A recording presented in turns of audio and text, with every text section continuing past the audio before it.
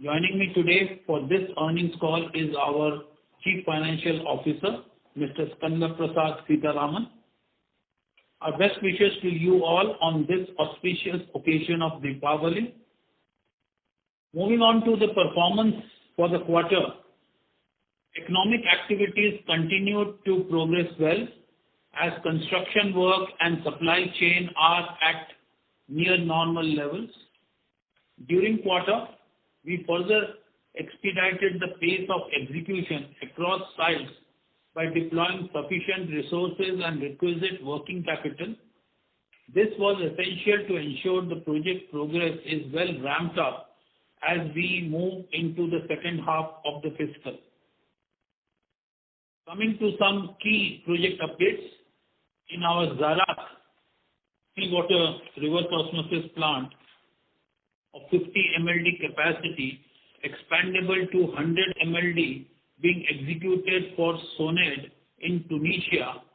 The project is progressing very well with engineering and ordering complete. Civil and marine works are at peak and in advanced stage of completion. Equipment deliveries are underway. On our One City, One Operator project, which is an O&M contract in the city of Agra and Ghaziabad, has been ensuring treatment of 670 milliliters per day of sewage, adhering to the national treatment standard and serving a population of over 3 million people. One of the major objectives for us in this project is to eliminate manual intervention in the underground sewage network by deploying mechanized technologies. Since our takeover of the project, we have renovated 4 STPs and associated network with a treatment capacity of 230 MLD. As part of this contract, we operate a customer call center for resolving public grievances in a timely manner. Moving on to our hybrid annuity model project in Kolkata, detailed engineering is complete and ordering is also nearing completion. Civil activities are currently underway and the equipment deliveries will commence soon. In our latest Amur Gas Chemical Complex project in Russia, we have established our branch office in Moscow to facilitate the project execution. We have signed the contract with the customer. Basic engineering activities are complete and detail engineering is currently underway. Our local engineering and procurement teams are in place at Russia to work closely with customer and also local vendors. Moving on to the ordering activities, we are witnessing good traction in Middle East, Africa and Indian markets as tendering activities are gaining momentum in these geographies. We are witnessing increased interest from multinationals and other financial institutions to invest in the water sector as the post-COVID recovery phase begins. Governments across the globe have been unveiling long-term plans as well as regulatory changes towards water and hygiene. As you know, ESG and sustainability have become the norm now in every industry. And one of the most important components of this is water security. All these factors give us confidence that WABA's commitment to technology and sustainability, we are well poised to continue growing profitably and enhance our global leadership position.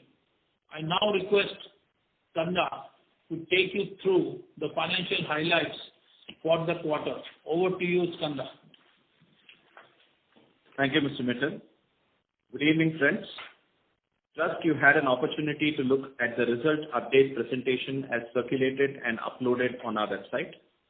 Let me take you through the key financial highlights for the half year ended 30th September 2021. Our revenue from operations on consolidated basis stood at rupees 1,342 crores, up by 29% year-over-year.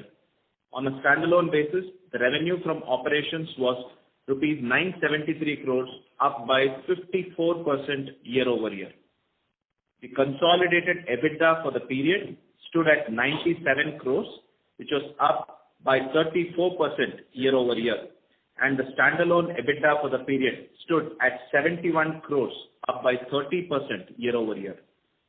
We continued to grow profitability in this quarter as well, with the profit after tax attributable to owners for the period at rupees 42 crores on consolidated basis, up by about 90% year-over-year. On a standalone basis, the profit after tax stood at rupees 30 crores, up by about 146% year-over-year. On the core metrics, our core EBITDA stood at 8.5% and the core PAT at 4.1%. The core return on capital employed, ROCE, was 21.1%, and the core net working capital days stood at about 79 days.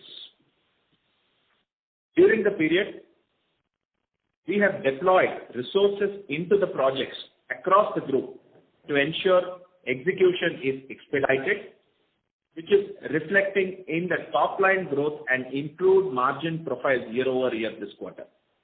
Despite higher sales, the trade receivable levels have remained similar as March 21, signifying better billing and collection turnover. The cash flow used in operations of about 250 crores was primarily deployed towards expediting the pace of project execution. We express our heartfelt thanks to our bankers, vendors, investors, and all other stakeholders for the continued support extended to us. With this, we now open the floor for question and answers. Thank you very much. We will now begin the question and answer session. Anyone who wishes to ask a question may press star and one on their touchtone telephone. If you wish to remove yourself from the question queue, you may press star and two. Participants are requested to use handsets for asking a question. Ladies and gentlemen, we will wait for a moment while the question queue assembles.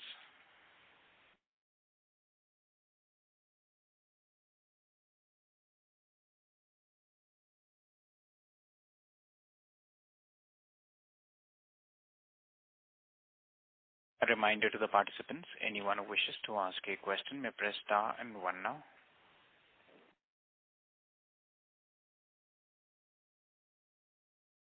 The first question is from the line of Ashit Koti, an individual investor. Please go ahead. Good evening, sir, and congratulations on your very good numbers. Thank you. I would want to ask one question, that is, when do we see the constant stability? I mean, say, there used to be lots of volatility in terms of performance. So, have we passed through that volatile times and now we are on to a overall growth trajectory for next couple of years at least? And second question was, while we have been banking on Namami Gange project as well as some other river cleaning projects also, recent episode in Yamuna river pollution. So, are we working on those areas also? Right. Thanks for your questions. The first question is on the growth, whether we have reached a stability. See, you would have noticed the company that we have been a continuously growing company, and we have been steadily growing anything between 10 to 15% average if you even take over the last one decade. And we will continue this growth journey with no intention to consolidate, because we see there is a huge market both in India and international.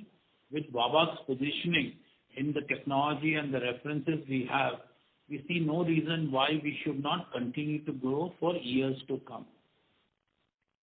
So being a project business, there always can be, from the mix of the projects, there can be some ups and downs, but the general pattern of the company since its inception has been growth. So yes, confidently we can say, why only 2 years? More than 2 years, we will be on the growth path. The second part, you talked about Yamuna. See, why only Yamuna? There are so many rivers in the country. Today, they are all coming under the Namami Gange initiative, which was initially started for river Ganga, our holy river Ganges. But now this scheme has been extended to all the rivers across the country for cleaning up the rivers and ensuring the effluent and the sewage is not flowing into it without treatment. So we see this as a huge opportunity in coming years and decades, which will bring so much business on the treatment side. So this is definitely, we see a good opportunity, and it's right in our domain area to provide the solutions for this pollution control.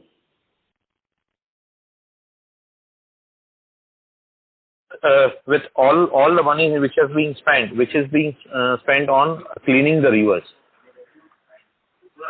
are you offering solutions where it should start at the stage of inception, that is at a plant level, at a projects level, whereby it does not reach the river at all, and if the companies are not in a position or not willing to, then some kind of a model where state and the companies together contribute and then balance is through sharing of profit or whatever. Because over a period of time, the water cost is increasing in major metropolitan cities as well as in industrial areas. So for the companies to reduce their cost of water consumption, and they need to use your technology and recycle and reuse. So where do we stand on that? Too many questions in one question. I'll try to answer. Sorry, sir.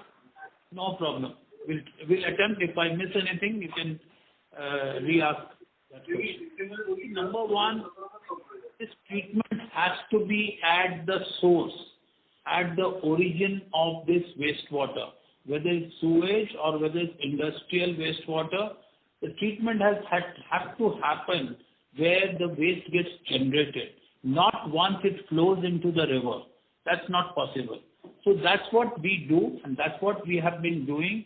Right where there is the source of the wastewater, we go there and treat the sewage.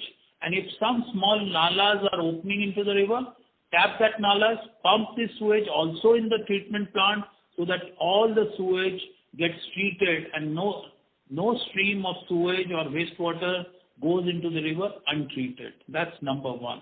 Number two, we're talking about partnering with the government. That's exactly the model what we have today, which is called as HAM, Hybrid Annuity Model, where the government and the private companies are collaborating together, investing together, and ensuring that we find a solution for this treatment. Last one, you're talking about the cost of water. I think you know that the cost of water in India is lowest compared to any other country. Even smaller countries like Bangladesh and Sri Lanka and others charge more cost of water compared to India.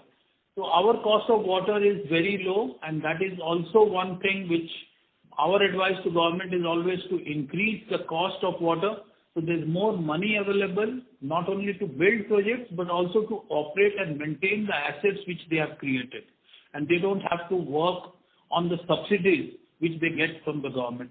They should be self-dependent. The last one you talked, and it's very, very important, is to recycle and reuse. That's the concept the government as well as companies like us has been advocating for last 1 or 1.5 decades. And I think most of these new projects are seeing that the water gets recycled. That is also economically is the best solution, because there is a revenue which is coming out of it, and because you have a treated water which is reusable quality, you will never compromise on the treatment standard. You will ensure that the water gets treated to a standard which the process industry can use it. We are leaders in recycle, whether you talk about industrial, we have done plants for power, steel, oil and gas, and even for the municipal industry, where the sewage gets recycled and is supplied to the commercial and the industrial units for their requirements. So we have in fact built one of the largest plants in Chennai, which is a good reference to see that the sewage is used and then after treatment it is supplied to all the industries, including some of the large multinationals on the Punamalai High Road of Chennai. So this is definitely a way forward, and what you said is, I fully agree. Thank you, sir. I'll ask again a couple of more questions, but again, I'll be in a queue. Thank you. Before we take the next question, a reminder to the participants, please limit your questions to 2 per participant. For any follow-up, may we request you to rejoin the queue. The next question is from the line of Priyanka Biswas from Nomura. Please go ahead. Good afternoon, sir. Priyanka from Nomura here. So my first question is, we have seen a very strong rebound in domestic sales, at least at the console numbers, like over 60%. Whereas in the overseas sales, this seems to be lacking. I mean, like, it is down by 3%. So any issues or something we're facing the overseas job size, maybe due to supply chain or anything? I don't think so. See, as a company, we don't distinguish between which product we give, whether it's water, wastewater, desal. Neither we distinguish by the geographies. Where we have a right project to use our technologies with good cash flows and also with the excellent technologies we can use, we prefer those projects, and it can be in India, it can be globally. So I think today, we don't look at the numbers, what is coming from India and what is coming internationally. It can be just a mix of the projects, which you can see that this definitely we will see more international with this Russia project and the Petronas project, which is going up. You will definitely see this happening. Now, if you see the numbers, and I think the segment revenue, just coming to the numbers, if you see on a half-yearly basis, yes, there is an excellent rebound from in India from 309 crores to 521 crores. But also rest of the world, it's not bad. It's from 79 or 792 crores to 912 crores. So that has also substantially grown even the rest of the world. So if now Russia project starts picking up, you will see in the coming quarters more will be in rest of world, and maybe India will also grow, but rest of the world will also grow much more faster, and you can see a big difference between what was in the first half and what will be in the second half. Thanks, sir, for that. Then the follow-up here is, while the trade receivables are flat, this is what I observed, there is still some working capital related outflows. So any reason why the terms of the trade payables or the terms of credit are worsening, or is there something happening there? Priyanka, if you see what has happened in the balance sheet, as you rightly said, the trade receivable have remained flat. But what is also important is that the turnover has grown. If you see from a half-year to half-year basis, last year to current year, we have 600 crores of turnover more, but the trade receivables are broadly flat, which means we are collecting faster. And on the trade payables, as I mentioned in the speech, we have, and also what we mentioned in our Q1 investor call on the price increases and the extended stay, where we had a margin dip. In the current period, the margin profiles have improved, both at standalone and console. and this is a result of expediting progress in the projects. And obviously, we will have to fund where there is construction work or where there is a cash and carry on material prices in order to have our margins intact. So there you will there is an investment of resources that we'll have to put into the projects. But on a half-year to half-year basis, for the incremental working capital versus the incremental sales is not in the same ratio. We have come down on the working capital days as such. So the entire money has gone into the projects to expedite, to pick up the pace so that our H2 is also, and we have stepped into H2, and it is important that the pace is picked up. So if I understand it rightly, so this working capital investments should help us further accelerate from the current levels in H2, right? I mean, to have a even more enhanced execution. That is correct, Priyanka. Is that the right understanding? That is correct, Priyanka. And so the last question from my side is, last con call I remember hearing about potentially the Chennai desalination or about the Chennai desalination tender.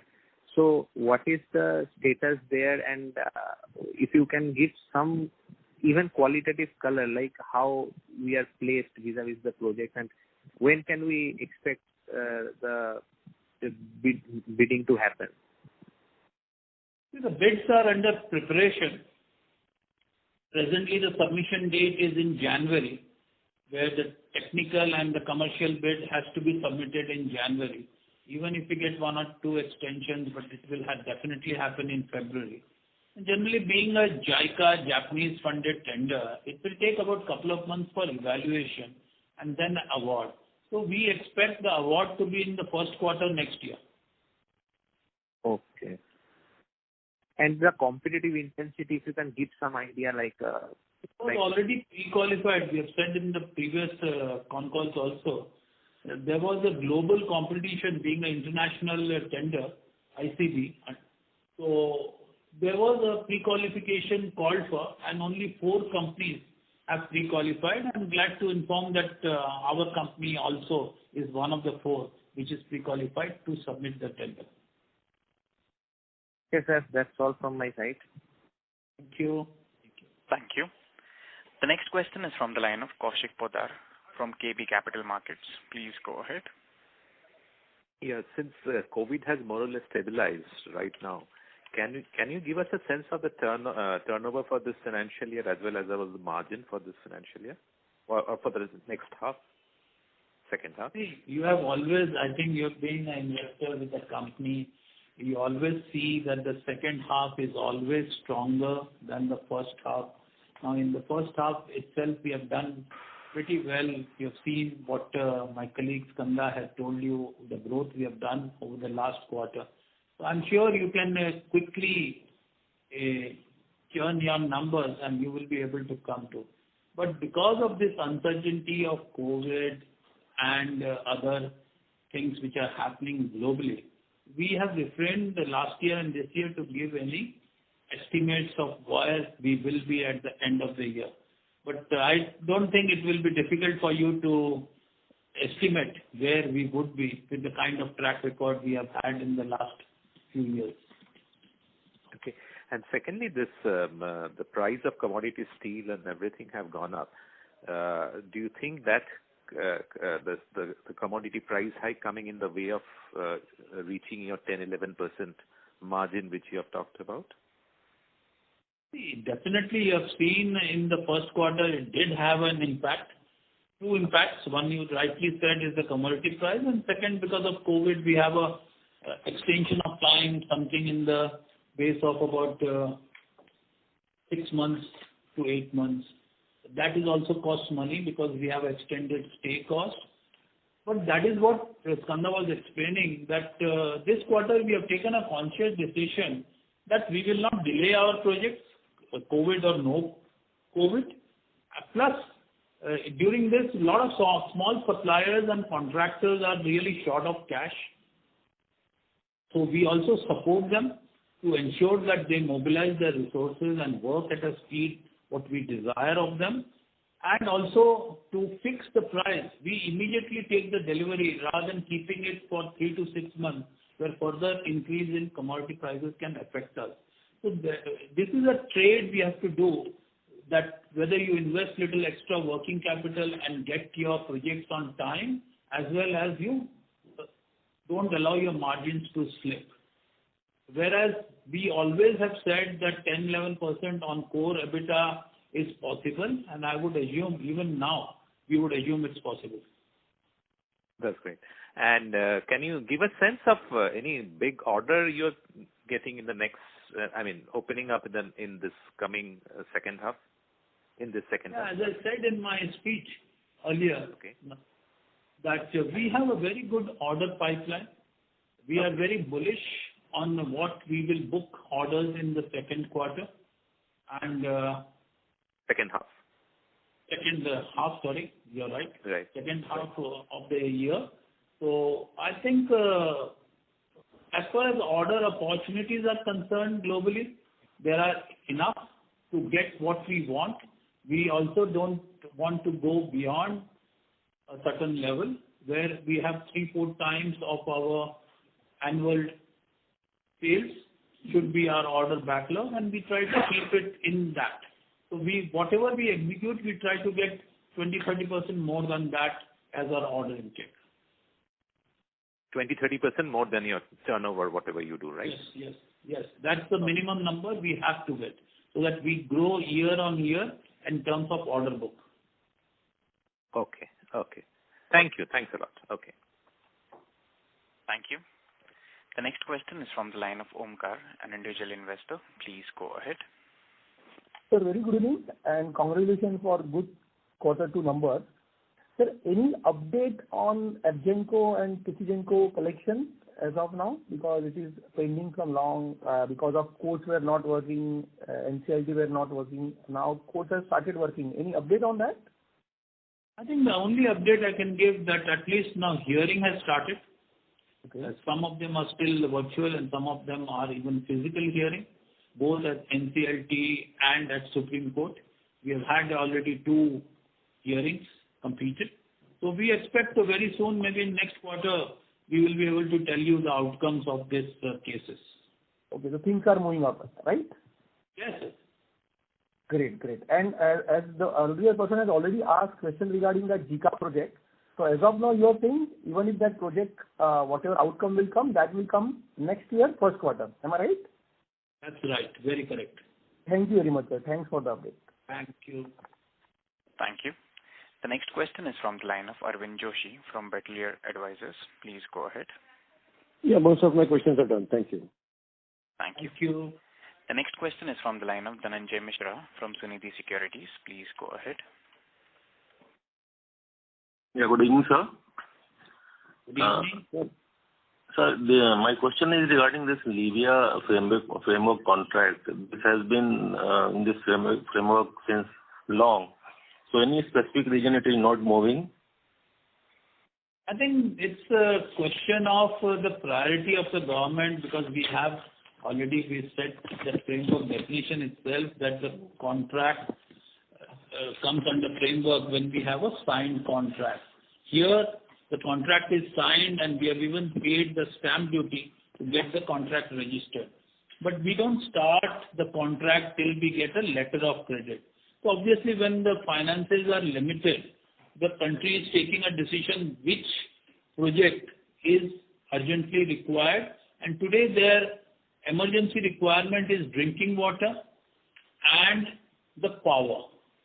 So this sewage treatment plant, probably it will take a few more quarters before they can allocate fund and open the LC. But you see the second framework contract, which is the Bomba MED, which is a desalination plant. You will see this coming much faster because this is drinking water. We recently signed this contract and we expect maybe in next quarter or so, we should be able to get a letter of credit and start execution. So the preference is always to the drinking water and power, and we will accordingly see the sewage treatment plant will probably take a few quarters more to get into effectiveness. But the second one, the drinking water, will come much faster. Okay. And secondly, sir, in EPC segment, we have seen 35% growth in H1. However, in O&M segment, it has remained flat. And we had a target to reach from 15% revenue in O&M to 25% in next 3, 4, 5 years. So what is, any specific reason here also? Yeah, I think it's very simple. Basically, the O&M projects come into force after EPC completes their project and hands over the plant to the client, and the client hands it over back to us for operation and maintenance for a long period, which is 5-10 years. Now, because of 2 rounds of COVID, 2 phases of COVID, we seen a delay of anything between 8 to 12 months. So naturally, some of these revenues got postponed. What we should have completed 8 to 12 months earlier, probably will now get completed 8 to 12 months later. So probably in the coming quarters, you will see the revenue of O&M also picking up as we complete EPC projects and hands it over to the O&M team. Okay, sir. And the last question in balance sheet, we have in current asset, our trade receivable has remained almost same in last 6 months. But in a non-current asset, this trade receivable has gone up by 120 crore.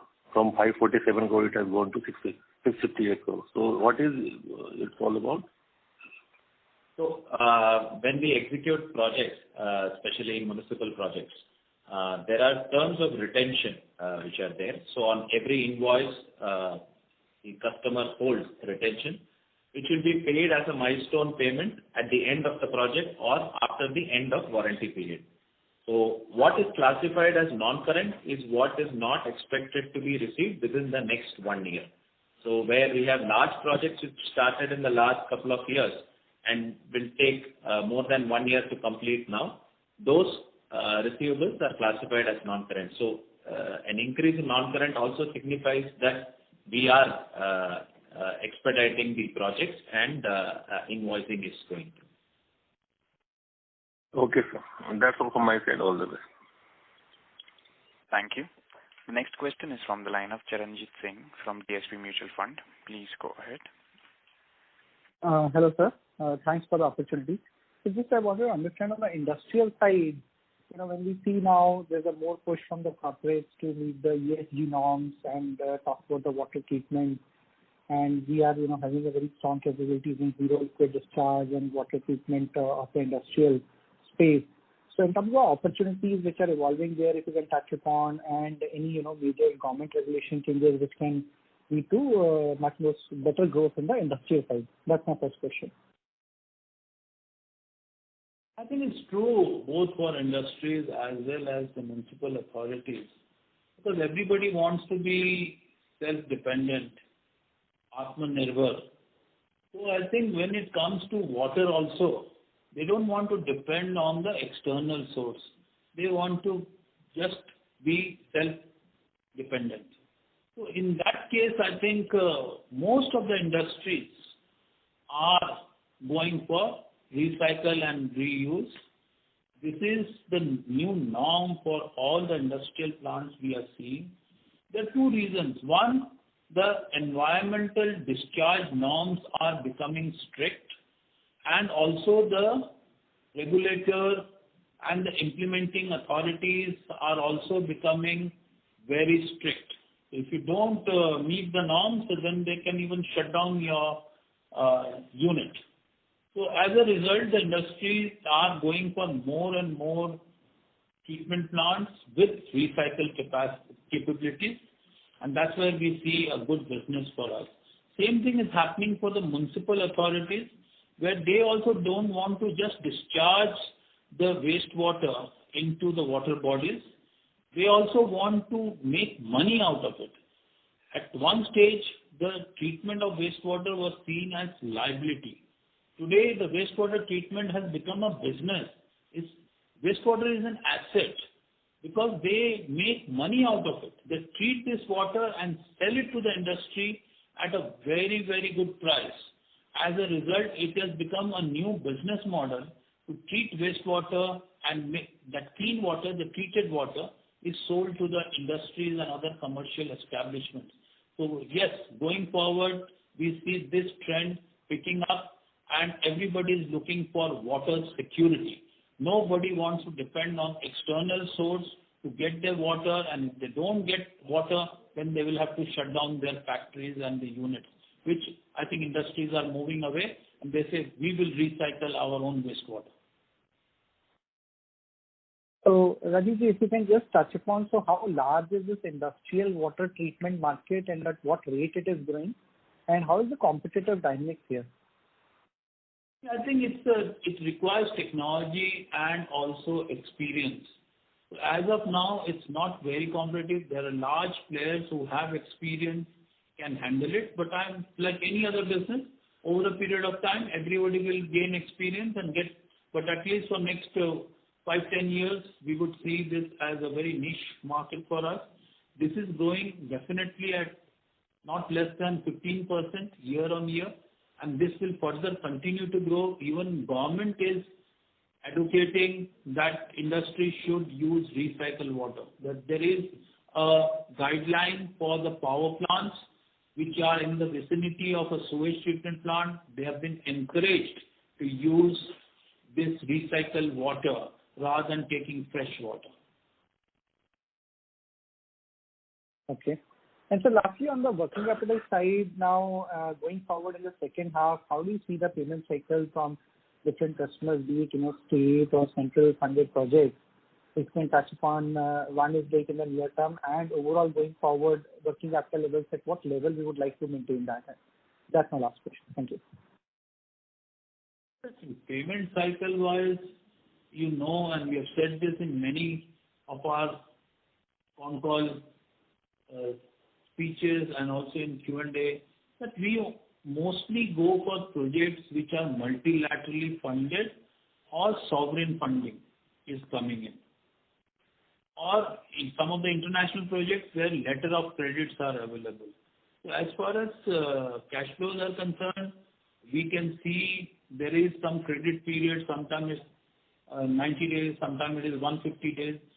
Other than that, we don't see that any problem would come in terms of collection. As long as we do our job, we should be able to collect money on time. And also, I think as the industry is moving, I think customers are also wanting that they pay so that they can also get the project completed on time. If they don't pay on time, the project will get delayed and there will be escalation in cost, which is not to anybody's benefit. So customer is equally interested to see that this is coming down. Now, in terms of receivable days, if you see from last 1.5 year, from March 20 to September 21, we used to be on 230 days. Today we are down to 160 days. So continuously we have brought down our billed receivable days by almost 70 days in last 18 months. So going forward, our endeavor is to continuously further bring it down to a level where a normal industry of our type should be. And this we are very hopeful that in next few quarters you can see the results, what we deliver.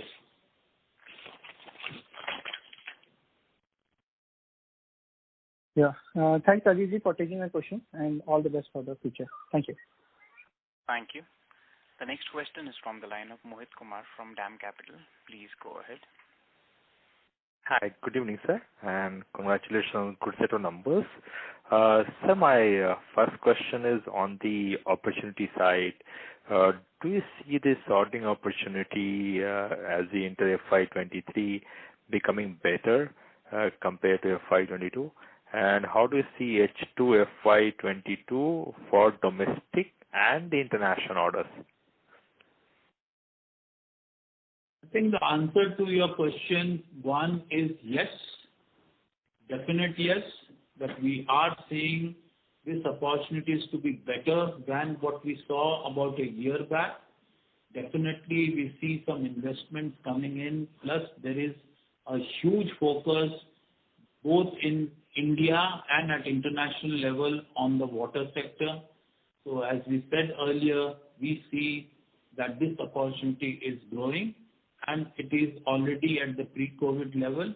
So from an investment point of view, we don't see any problem, any concern on investment on water projects.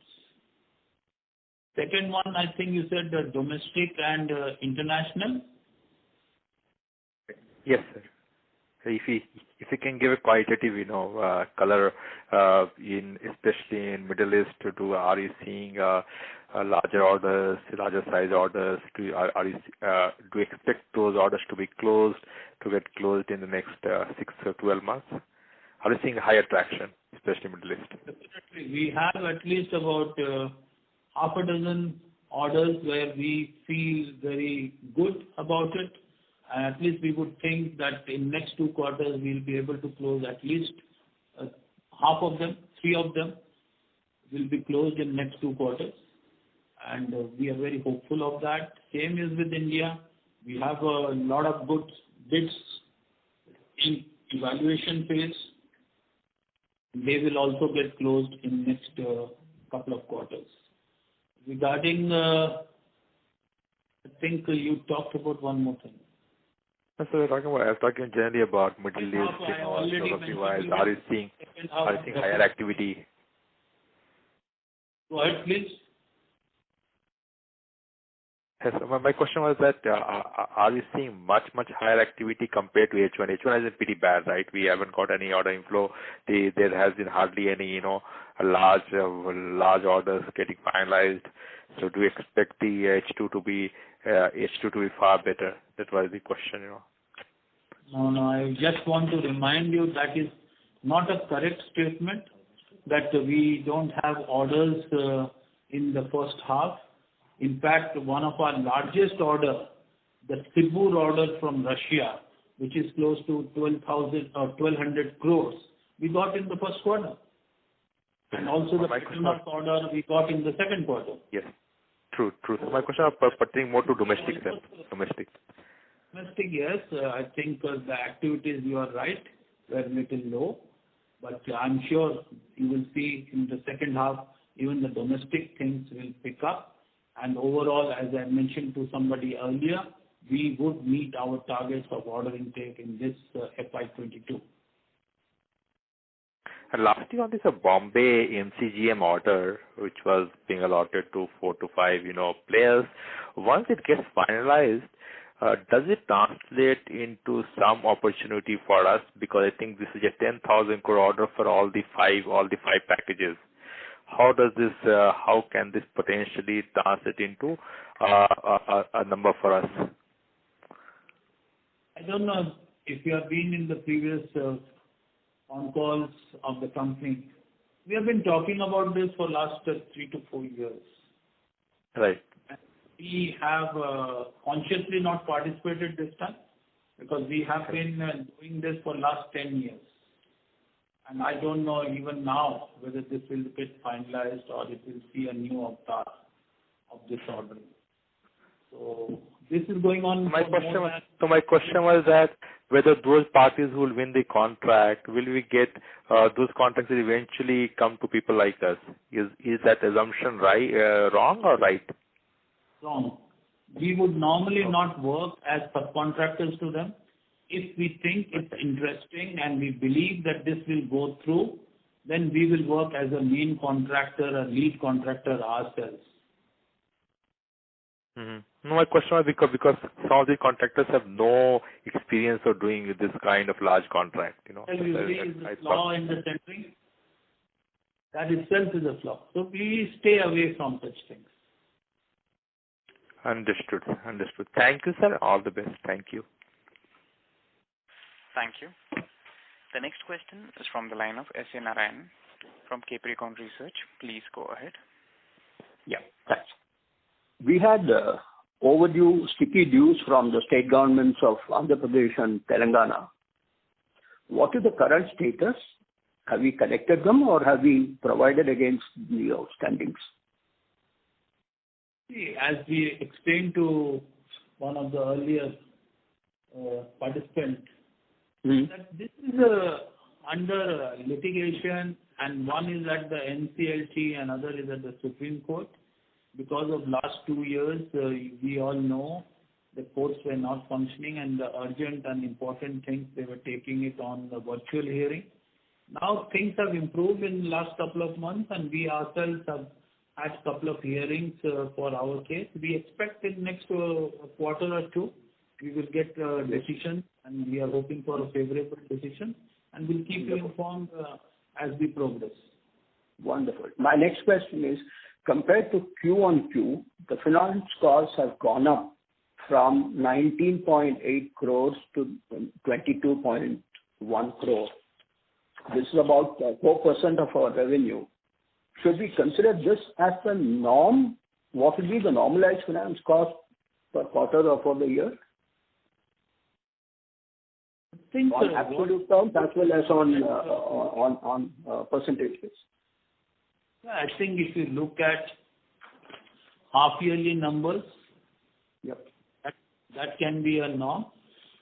Okay. Because if you see the net interest cost has come down, whether you say a half-yearly basis or a Q2 basis, from the previous year to this year, our interest costs have definitely come down. Now, the bank charges have slightly gone up from 23 crores on a half-yearly basis to 25 crore or 23.7 to 24.9. But this is purely based on the business we have, like new Russian order we get, the Malaysia order. And these are all international orders which we all have to give a bank guarantee for performance as well as for down payment. Okay. And then a couple of more questions. Our PAT margin is 4.3%. Is this likely to improve? If it is likely to improve, what will be the trigger? We have said always that we will try to keep the EBITDA in the double-digit margin, especially the core EBITDA. We told the earlier participant also. I think below EBITDA, we don't have much other than this interest cost and the bank charges. Okay. So we should be slightly better on a year-on-year basis. But the first half is always a subdued half compared to the second half, which is much stronger. So we would definitely... Sorry? For the full year itself, it will be improved. Yeah, definitely we expect for full year it should improve. Great. And my last question, what is the tax rate? Is it likely to be reduced? You seem to be having some 29 or 30%. Is this likely to be normal? We are a company with a lot of subsidiaries across the globe. Though in India, a tax rate will be at 25%, but when we consolidate all the units across the globe, this is an effective rate for us as a group. So this will stay put? Yeah, I think depends how much business, how much revenues, how much profit comes from each entity, and what is the that country's tax rate. Oh, sure. Many thanks. Good luck to you. Thank you. Thank you. The next question is from the line of Ravi Nagda, an individual investor. Please go ahead. Sir, what is the free cash flow we have generated in this quarter? I think we have used cash, as Kanda was explaining, to expedite our projects. Kanda is looking at it and he'll give you a more correct number, but we have used cash in this quarter, and Kanda should give you. Yeah, our free cash flow used is about 280 crores. Okay. For the half year. For the half year. Okay. Thank you, sir. Thank you. The next question is from the line of Ashit Koti, an individual investor. Please go ahead. Sir, with regards to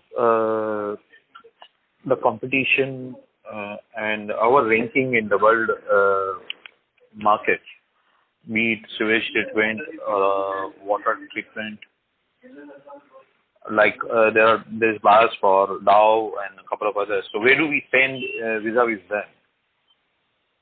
And if I have to look at the markets, I would, how do I put it, region-wise? Asia Pacific, Europe, Central Asia, that is including China, Southeast Asia. So if overall order positioning, if I divide it region-wise and the margins region-wise.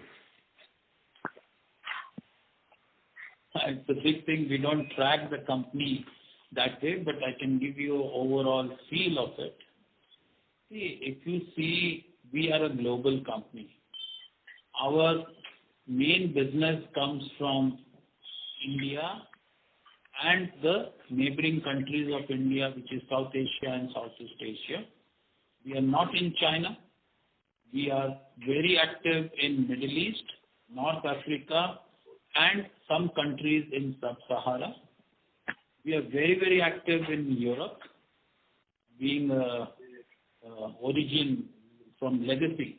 It's a European company. So we have units in Switzerland, Germany, Austria, Czech, Romania, and Turkey. So they are also very active. And at the moment, we are not in Americanas, whether it's South or North America. We are not there. And at the moment, we also don't intend to be in that market. Okay. And a reason for not looking at China at all? I mean, say one of the most polluting countries. I mean, say, ahead of India, but mention India and China are two major polluting countries as far as water pollution is concerned, and also air pollution. But I think we are not into air pollution. No, we are not. We are only in liquid. You are right. See, I think very simple. I don't think we have been to China and stayed there for almost 25 years. Still, it was a soft loans which were going to China. Being a European company, there were a lot of technologies and soft loans we were able to do business there. But once I think China developed and they didn't need any soft loans, this was more than about 15 years back, we saw that we can't compete with the local players there because it's their market, they understand it, they have better connections, and we are not. So we stayed there for 5-7 years to see, and we came to a conclusion that this is not a market for us. And same way, we don't see a single Chinese company in India who is active in this sector. So I think it goes for them also. Probably they cannot compete with us in our country, and we can't compete with them in their country. Okay, on the world ranking, sir? I think you should be proud that a company is number 4 in terms of world ranking. And this is well documented and there in public domain. Right, sir. And we plan. How do we plan to reduce bank charges? Not the interest cost part of it, but the bank charges. I suppose that was more towards bank guarantees and things like that. Yeah, like our finance minister had announced to all the at least units in India to not take 10% performance guarantees and take 3%. Issues like this, if government supports companies, especially in the water sector, which is also seen as a clean sector, sustainability sector, ESG sector, we definitely can reduce it. And today the banks' guarantees have come down, but the rates have not come down. So next thing, I think the government can also put a maximum cap what the banks can charge for such guarantees. Okay. But only on the company profile, they are not going to reduce it per se. They do that, but that's a small thing which they give depending on our rating, depending on our past performance. They definitely give you, but that's very small. Especially when we do business outside India, we have to pay double charges. One, we have to pay to an Indian bank to give a counter guarantee to a bank based in that country, because the client will only accept a guarantee from a local bank. So there also becomes a double charge for the bank guarantee for us if we do international business. And how are our relations with multilateral agencies like be it World Bank or IMF or any other agencies which do fund this kind of clean water or water treatment projects to save environments? I think today our reputation and the brand is very strong. we enjoy a very good relationship, and they also have a lot of confidence in our capability and reputation. So today we are working with all multinational agencies, whether it's KfW, Germany, whether it is World Bank, Washington, D.C., whether it's JICA from Tokyo, whether it's ADB from Asia. So you talk about all multilateral agencies, we have been working with them, and majority of our projects are multilaterally funded. You will also be happy to note that even our first HAM project was also funded by a commercial arm of World Bank, which is IFC. This is the first time something like this was funded by IFC. So the debt funding came from IFC, Washington, D.C. for our Kolkata KNDA project. Great, sir. Congratulations for that.